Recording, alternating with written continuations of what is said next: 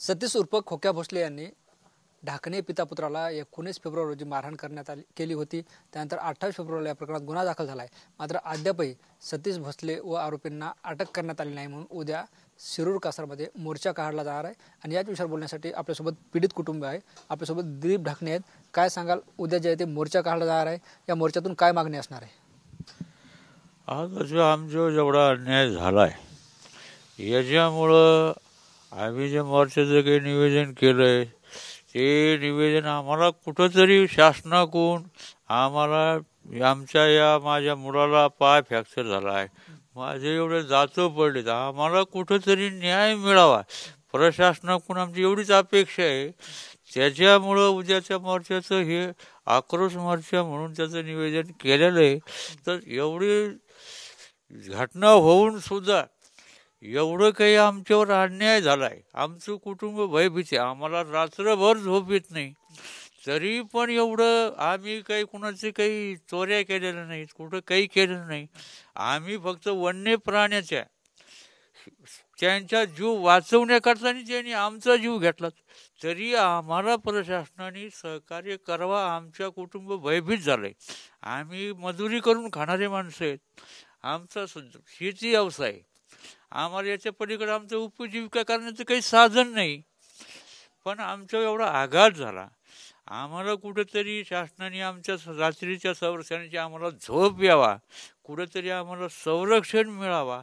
आणि शासनाने हे जे वन्यजीव आहेत, ह्या वन्य प्राण्याचं जीवाचं संरक्षण करावा।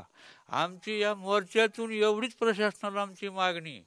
याच्यामुळं आम्हाला मीडियावाले असतील सगळे आम्ही त्यांना मायबाप समजून सगळ्यांनी सहकार्य करावा। आमचे मुख्यमंत्री असतील त्यांनी पण आमच्या कुटुंबावर सहकार्य करावं, आम्हाला संरक्षण द्यावा। आमची एवढीच मागणी आहे। आम्हाला कुठल्या राजकारण आम्ही त्याच्यातले नाहीत, आम्ही एक मजुरी करून खाणारे माणसं, शेतीवर उपजीविका करून। त्याच्यामुळं कुणी राजकारणाच्या याच्यावर काही आमच्या संग बोलू बी नाही, आणि आम्हाला राजकारणाशी कुणाचा आमचा काही संबंध नाही। आम्ही राहतोच रानामध्ये, जंगलामध्ये। आता तुम्ही पाहताय स्वतः, इकडं डोंगर आहे, इकडं वस्ती नाही, अलीकडं कुणी नाही, मग आमचं एवढेच आम्ही 4-5 माणसाचं माझं कुटुंब आहे, कशी झोप लागणार आम्हाला? फक्त आम्हाला शासनाने प्रशासनाने फक्त आम्हाला सहकार्य करावा, आम्हाला संरक्षण द्यावं, कुठंतरी आम्हाला आम्हाला धीर येईल एवढीच आम्हाला फक्त मदत करावी। शासनाकडून आम्ही मजुरी करून खाऊ, पण आम्हाला मदत नको दुसरी पैशाची कशाची, फक्त आम्हाला एवढी आमची जीवनाची त्यांनी सुरक्षा करावी, एवढीच आमची प्रशासनाकडे मागणी आहे। आमची याच्यापेक्षा कुठं आम्हाला काही आमच्याकडे उत्पन्नाचं दुसरं साधन नाही किंवा काही नाही, आम्ही याच्यापेक्षा तुम्हाला दुसरं काही मागू बी शकत नाही। आता दवाखाना कसा कसा केलाय, काय काय केलंय, आमची सारी प्रॉपर्टी त्याच्यात जाती का काय, अशी परिस्थिती झाली। उद्या तुम्ही या मोर्चात सहभागी होणार आहात का?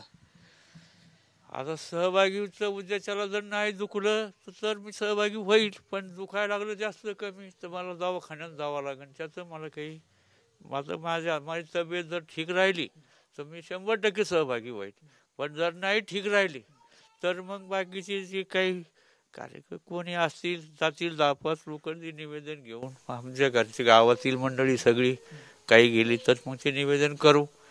पण माझ्या तब्येतीने साथ दिली तर मी बी येईल। निश्चित आपण बघतोय हे ते दिलीप ढाकणे यांनी जे आहे ते संरक्षणाची मागणी केली, आम्हाला सुरक्षित वातावरण शासनाने निर्माण करून द्यावं असंही ते मानत। आपल्यासोबत दिलीप ढाकणे यांचे चिरंजीव महेश ढाकणे आहेत। काय सांगाल, उद्या जे आहे ते मोर्चा काढण्यात येणार आहे? हो, नक्कीच। शिरूर कासार मध्ये उद्या मोर्चा आहे। सतीश भोसले या नावाने जी दहशत केली आमच्यावर, जे आम्हाला जीवे मारून टाकले होते, ह्या अवस्थेत सोडून गेलेला होता, त्याच्या घरी आज बहुतेक बरीचशी सामग्री सापडलेली आहे, गांजा, अफू असा काही, आणि हरणाची कायाची जी मांस जे सापडलेलं आहे, याच्यावरती त्याच्यावर पहिले कलम लागावात आणि याला ही पहिली अटक व्हावा, याकरिता सर्व समाजाने आम्हाला हात जोडून विनंती आहे सर्व समाजाला की आमच्याकरता उद्या तुम्ही शिरूर कासार इथे तुम्ही हजर राहावे। कारण की कोणताही भेदभाव न करता तुम्ही आज ही आमच्या वेळ आलेली आहे, तुम्ही सहकार्य आम्हाला नक्की करावे। आणि याच्यावरती ह्या सतीश भोसलेवरती उर्फ खोक्या याच्यावरती ह्या कडक आणखीन जे काही कलम जे लागायचे ते तात्काळ लावणे गरजेचं आहे आणि त्याला जितक्या होता होईल तेवढं प्रशासनाने लवकरात लवकर अटक करावी ही आमची मागणी आहे. आणि पहिली गोष्ट म्हणजे आम्हाला इथं राहण्याची भीती अशी निर्माण आहे की ते कधी येतील आणि काय करतील हे सांगता येत नाही. त्यामुळं प्रशासनाने आम्हाला याची पहिली तर आम्हाला पूर्ण प्रशासन याचं जबाबदार आहे आम्हाला काही झालं तर.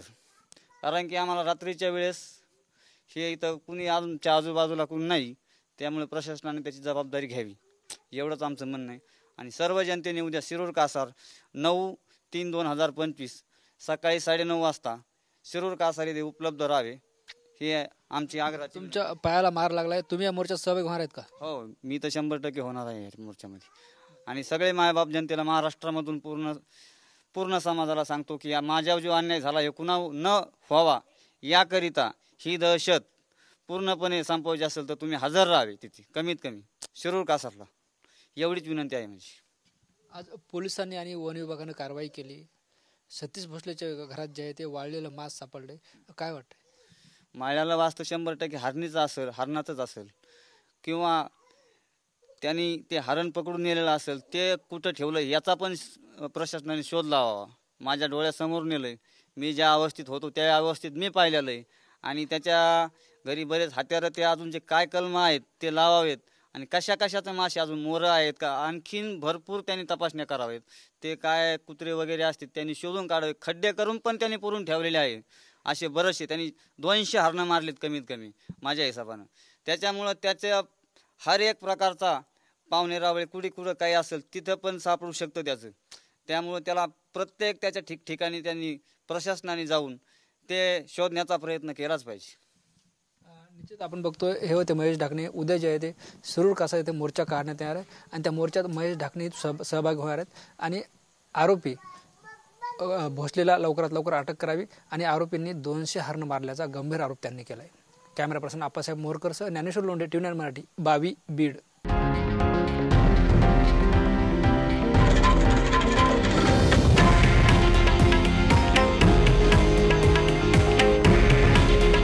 हे आहे देशातील नंबर 1 न्यूज नेटवर्क आणि आपण पाहत आहात TV9 मराठी. काळजी तुमची, हित महाराष्ट्राचं.